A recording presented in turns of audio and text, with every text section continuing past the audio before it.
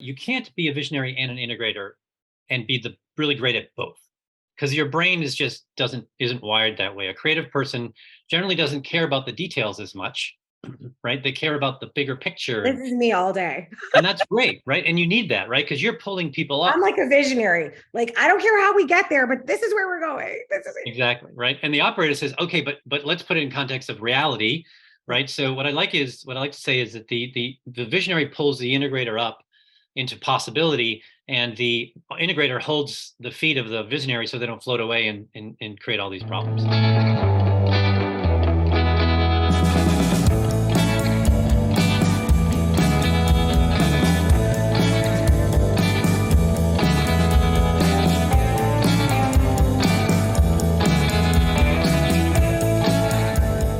Hello, and welcome to Beyond Common Business Secrets. Today, we have a very special guest for you, Bill Flynn. He has so many amazing attributes to his ever extending bio and resume. Bill, I'm blown away and so impressed by all that you have achieved. I really am excited to hear that a little bit more about you pitching Steve Jobs. I mean, everyone's always obsessed with talking about him in any way. Yeah. But I really love that Bill really embodies as his core purpose. He really dives deep into simplified servanthood, which you all know is near and dear to my heart. So that is why we have chosen Bill to be a guest for you today. So by spending each working moment to help create a compassionately productive society by enabling enlightened leaders to focus on the few things that truly matter to their teams and their key stakeholders for having a great business in one way of making the world a better place. Bill, you're speaking our language. The thing is that anybody can do business to make money, but when you can align your business with your purpose, what you're passionate about, and turn it into what is going to be good for, the greater good overall, that is the magical secrets that we like to bring on Beyond Common Business Secrets. So welcome. Great. Glad to hear it. Yeah. So thank you so much. So tell me a little bit about how you got started in business.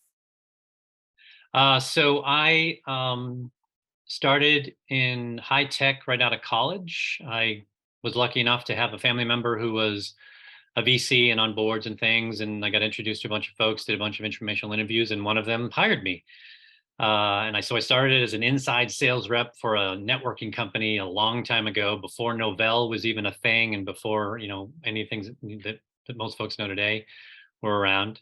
So I was 22, 23. And then I really found that I liked doing startups. And a few years after that, I started doing high tech startups in the Boston area. I did 10 of them over 25 years, give or take, and then became a coach, transferred to becoming a coach, sort of a team leadership coach, in 2015, 2016 timeframe. And I've been doing that ever since. Now, were you doing that inside any of the startups, or was this something like your separate business that you started? Yeah, not on purpose. I used to be called Socrates a lot by my peers, and because I always ask a lot of questions, and people come to me and then they say, what do we do? And I say, well, tell me a little bit more about that. What do you think you should do? What are the downside of that? And so it seems that I had this sort of coaching mentality anyway. And so that's sort of how I did it. And there's usually a story I tell of how I really realized that, reflecting back, that I handled the situation very much like a coach versus an authority or a boss would. That's really interesting. You're bringing me back like lots of years. I'm always hearing people say, just, can you answer my question, Trace? Like, don't ask me another question. Like sometimes my team, because that's my nature, to just well, tell me more about that. Well, what do you think you should do?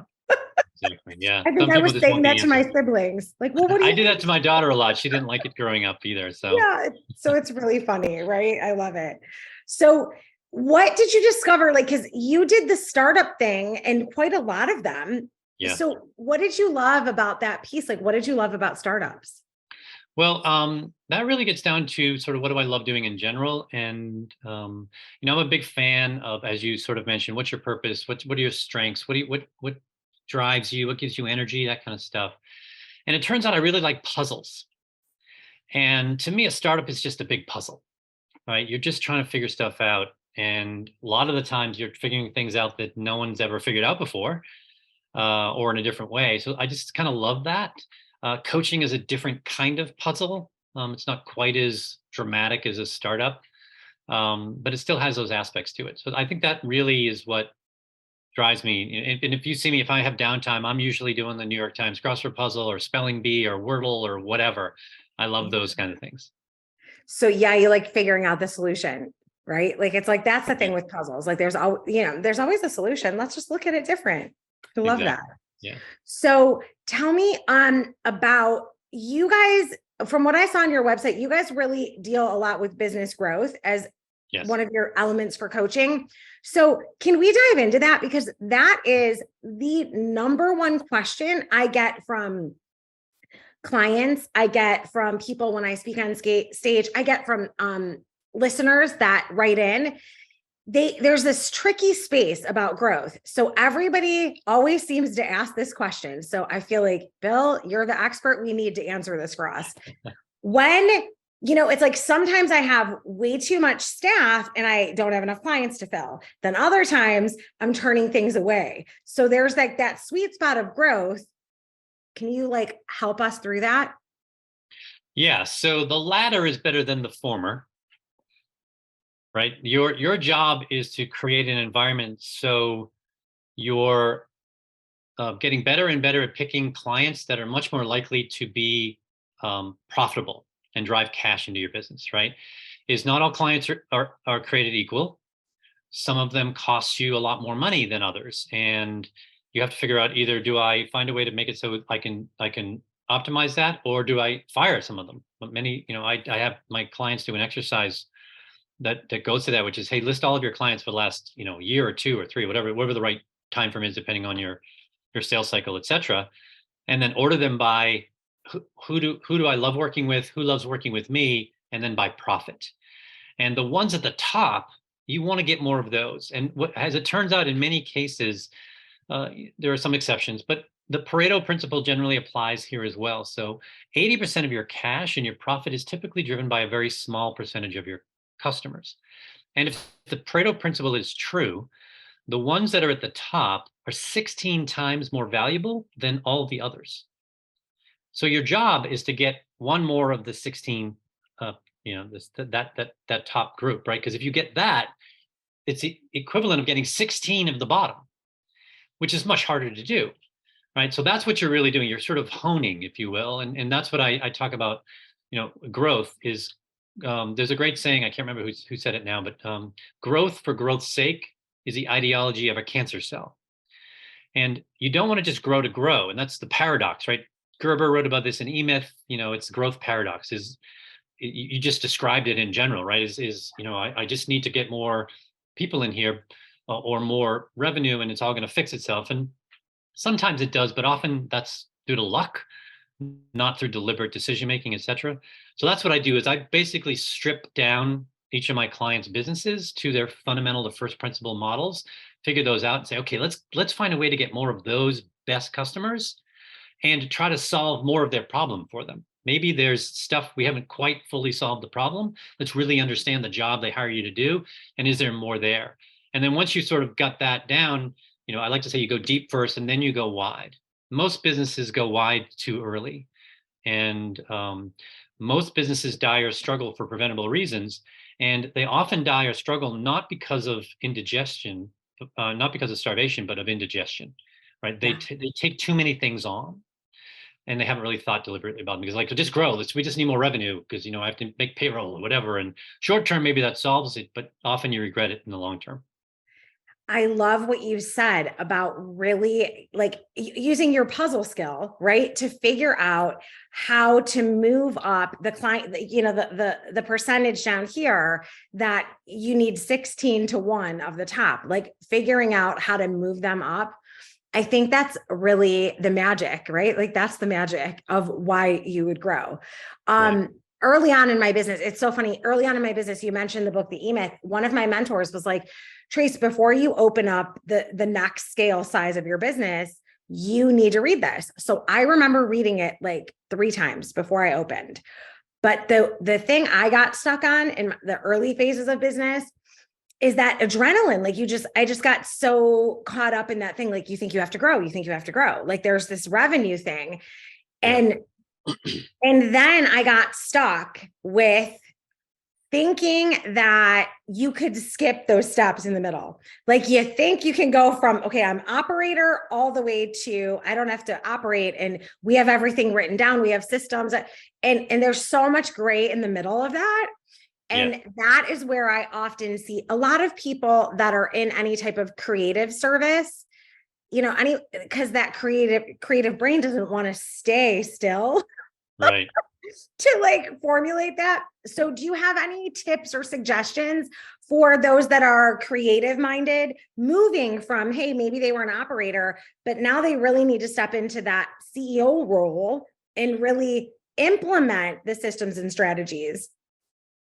Yeah. So I think the best answer I've heard so far for that is really crystallized in what the EOS model is this sort of visionary integrator model, right? Can Often, you clarify like what yeah, sure. EOS stands for everyone?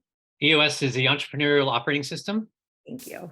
and it is a business operating system. There are dozens and dozens of business operating systems out there. I did some research a few years ago. I think I'm up to 24 that I found so far that would be considered those. I have studied a few of them. EOS is one, scaling up is another. There's also something called 3AG or the metronome system that I also do. And I sort of push these things together and try to find the best pieces that I think are from each. But one of the concepts that I really like is that you can't be a visionary and an integrator and be really great at both, because your brain isn't wired that way. A creative person generally doesn't care about the details as much, right? They care about the bigger picture, This is me all day. and that's great, right? And you need that, right? Because you're pulling people I'm up. like a visionary. Like, I don't care how we get there, but this is where we're going. This is it. Exactly, right? And the operator says, okay, but let's put it in context of reality, Yeah. right? So what I like to say is that the visionary pulls the integrator up into possibility, and the integrator holds the feet of the visionary so they don't float away and create all these problems. So having that combination of thinking is really important if you want to avoid the problem that you just mentioned. Is, I would argue, if you went back and looked at, as a visionary was doing the integrator stuff together, they weren't as good at the operator stuff, right? That there were details that were missed, and you Yeah. probably could have been more profitable, etc. But that kind of stuff was missed. So you Well, have to understand it's I'm not good at that, and don't beat yourself up because you're not. It's just the way your brain works, right? Our brains are wired differently. so So you bring up another layer for me. So I, from day one, have always been crystal clear about like, that's not my, like, I'm not an integrator. I don't like yeah. to manage. I'm a good visionary and leader. Mhm. Like, but the day-to-day like details, like, oh, that's not my jam. However, it was a challenge at first to find and hire an integrator. So Yes, very hard. can you offer it? Because it's like, how do you attract those people that would be the right yin to your yang, right? Like the visionary needs an integrator. So how do they attract each other in business? Yeah. So, you're looking for certain skills, et cetera, which is really around process and systems, right? And you need to find someone who's done that before. How have you done this, et cetera?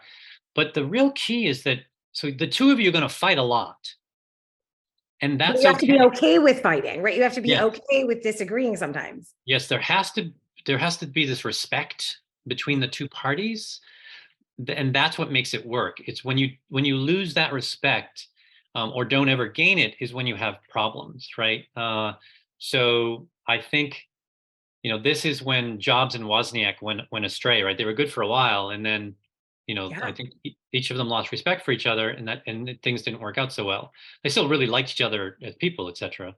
Um, but that's I think the key is trying to figure out, is this person someone that I can trust enough to have a really healthy um, dissonance with.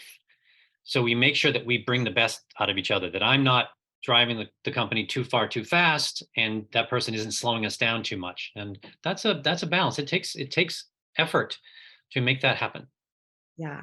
I love that you brought up Steve Jobs because so tell us about that time. Tell us the story about the Oh yeah, pitch. yeah. So I was working for a company called Dragon Systems, which was a speech recognition company, and I had the West Coast, so I had California, and I would go up and down 101 all the time, and I would go in and just sort of present what we had and see if I could get hardware manufacturers to include it, and soundboard manufacturers to include it, whatever.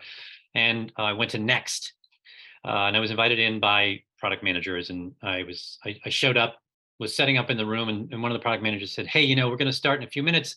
I think Steve's going to drop in, so we're going to wait till he gets here." And I'm sitting there setting up, because I had a microphone, I turned my laptop on, whatever. And I'm thinking, Steve, who? I don't know, because I wouldn't have any contact. I was meeting with some, product manager. I'm like, I was sort of panicking. Did I talk to this person? Do I forget who they are? Who is Steve? And then in he walks, and Steve Jobs walks into the room, and I had friends and family that had worked for Apple in the early years. So I heard these stories, and there's always these legends about him, et cetera. And so it was probably good that I didn't really realize it, because I might have got a little nervous because I'm going to get grilled and whatever. But he was totally gracious. He just wanted to know where the technology was at the time. We talked for like 20 minutes about technology, et cetera, and then he left. So and he soon went back to Apple thereafter. So Next was never a customer. I don't think they ever would have been anyway. But it was kind of fun. Okay. So that's interesting. Like you're like, who's Steve? Did I talk to him already? I mean, it is true when you're setting up something new in business, you talk to so many people. You're like, wait, did I miss someone important? Yeah, I would go out for weeks at a time and do, 5 or 6 meetings a day and drive up and down, and yeah. So it was pretty funny. Anyway, so that's my Steve Jobs story. Well, I love that. Well, and you brought it up because it is true. It is that delicate balance, and finding people that can remain respectful and of each other's differences, and know that they both, you need both sides of that though. To be truly successful, you need to have both sides, and people that fully embrace that, I think they're superpower brain. Yeah. There are exceptions to the rule, but I think in general, you're looking for that Hewlett and that Packard, or that Gates and that Allen, and you can see that a lot of these are pairs of people. Howard Schultz had this guy named Bob, who sort of was his operator, because he knew that he's a hard driver, and and he could run over people, and so he had this person in the middle that helped him. So it's often that story is true. Yeah, I mean, it's been my experience that it's true that I have been forced into the role of integrator many times, and I've created many systems that help creative people when you're in a situation where you have to do that. But it's not my favorite place to be. Exactly. Like I feel like a little bit like my wings are clipped, right? So it's better when someone else is towing the line there, so I can be free to be as creative as possible. Exactly. Which brings us to a huge question going on about the recession. Tell me your take on this. Do you believe it's coming? Do you believe, what's your take on all of this stuff of talk about recession? Yeah, so I've read about this, and it depends on who you read, whether we're in one, whether we're going into one, whether we're going to have one, how long it's going to be, how impactful it's going to be. There's so much, it's interesting. There's so much uncertainty with this recession than others. But here's what I know is that boomers are finally leaving the workforce. They're starting to, now post COVID, and as COVID happened, they sort of said, more of them are leaving. That workforce had 20 some odd million more people in it than the next group, right? The millennial group, or the Gen X group. I think it's Gen X is the next one. Gen X, yeah, Gen. Yeah. So that's, so there are going to be fewer people, which means that potentially salaries are going to go up to whole people, which means prices go up. So there are a number of factors that potentially lead to that. But so a recession is, I think, 2 quarters in a row of no growth or negative growth, I think, is what's considered a recession. So my guess is we're going to have a recession because we said we're going to have a recession, because a lot of the economy is built on confidence. Yeah. Right. And people will spend money if they feel confident, because most of the money in the marketplace isn't actual money, it's credit. It's like, I forget what the ratio is, but it's a huge ratio of credit to cash. So that's based on trust and all that kind of stuff. Yeah. It's like belief. It's basically belief at this point. It's belief, right? So I think we'll probably have one. I don't know how deep it will be. I'm an optimist by by trade, so I'm hoping it's not too deep. But I don't think we'll really know until we look back and say, "Oh yeah, we had a recession." Because yeah, it's not clear. So is there anything that we can do to prepare, like to think optimistically, to stay in that space, but Oh yeah. kind of prepare on the back end, Oh, but so just that has nothing to do with what I teach my clients. So if you look back 40, 50, 60 years, there is an economic event every 6 to 8 years, generally, right? You've got the gas absolutely, yeah. crisis, and you've got the 80s, and then we've had, 2008, we've had 9/11. There's Stuff always happens. something. Yeah, So the advice I give is just be prepared yeah, that it is going to happen, so you have the cash in case it does, and so you can survive, whatever, 6 months, 8 months, 10, whatever. You can decide what you want as the length of time. And if you do put yourself in that position, you're actually better off, because the ones that didn't do that you're gonna have sort of a stressed model, and you can acquire some things and maybe grow your business, and accelerate when you come out, because you've thought ahead of time. So that's what I do. Is I focus on three things with my clients. I say performance is a team sport. Really understand how to attract, grow, and craft and grow your teams and teams of teams. Understand that strategy and execution are inexorably and inextricably connected. They are two separate things, but they impact and influence each other all the time. So make sure that they're connected, and that's that sort of visionary integrator, right? That's the mhm, embodiment. yeah, Strategy is generally vision. Vision drives strategy, drives tactics. Tactics are your more operator integrator kind of stuff. And then understand, if you want to grow, growth, uh, um, cash should be your primary financial growth metric. How do we generate cash? You can certainly borrow, but you want to try to generate cash. Let your customers fund your company as much as possible. yeah, And if you understand that, what are the things that we're doing to drive cash, and what cash do we need? So when I work with my clients, we work on a 3-year model and say, okay, how much is that model going to cost? How many people are you going to have to hire? Are there factories you're going to have to build, or technology, or whatever? Okay, now let's build a plan that drives the cash to do that. And revenue is a consequence, right? Whatever the revenue is, you can not grow at all and add double your cash at the bottom line, because you become more efficient, more effective. Um, there's a great saying, which is revenue is for vanity, profit is for sanity, and cash is king. yeah. That's just Revenue means nothing other than, it's great to use it as a barometer, but it really means nothing. If you have $100 million company, but it costs $100 million to run it, yeah, you've built a company, you've employed people, etc., but you're really at a huge risk of something bad. You're on a razor's edge. that I that's interesting that you said that, because I have always found it really crazy when I hear of these big tech companies that are like evaluated for $1 billion, but then you find out it's like 1.6 billion to operate. So I'm like, they're losing money. Like Yeah. until they get more, until they get another investor. What is happening here? So that I'm like, so I always really go back to, Yes. if you Believe. don't have people paying you where you have money left over, you need to have more money than month, right? Yeah. So then, that's how you know that you're doing well. Exactly. Exactly. But you bring up a really interesting thing. We don't have to go into it. Is I actually think VC, and investor intentions are not well aligned with the founder's intentions. The investors are betting on lots of people, and they want everyone to grow really fast, because they know most of you are going to die, but hopefully one or two of you pay for the fund, right? And Yeah. that's what happens. Is they're forced to grow really fast, and they spend a lot of money. They say, oh, to grow fast, I have to invest in things. I have to have people, all these things. And that's too often what happens, I think, is that they they die because they were forced to grow, and they didn't really want to. But if someone gives you money, you feel obligated to take their advice. Right. So it ends up being so many different people. Like, yeah, Yeah. in your ear, we're not guarding the true essence of what you set out to do. Yeah. Solve a Yeah. problem worth solving, and solve it in a way that people will pay you actual money, is what you should focus on, I think. And if you do that, then the other stuff usually takes care of itself, and you continue to do that. Right. The other stuff takes care of itself. But we pride ourselves too much on, I raised this much money or whatever. It's like, okay, but what problem are you solving? And do Yeah. people care? That's Does it have legs? If you're just trying to flip a company and whatever, that's one thing. But if you're really trying to build something enduring and valuable, then you have to come at it a different way. Yeah. Bill, this is awesome. I could talk to you all day because I'm like, oh, it's bringing up so many more questions, but I know your time is super valuable. Can you leave us with like one golden nugget? I always ask everybody, like, what's that business secret that you know that you think everyone else should know? Yeah. So as I mentioned earlier, the reason that I do this is that I think it's a shame that really good ideas, really good people, and really good businesses fail or struggle for completely preventable reasons. And there is a lot of science behind business that we just don't follow.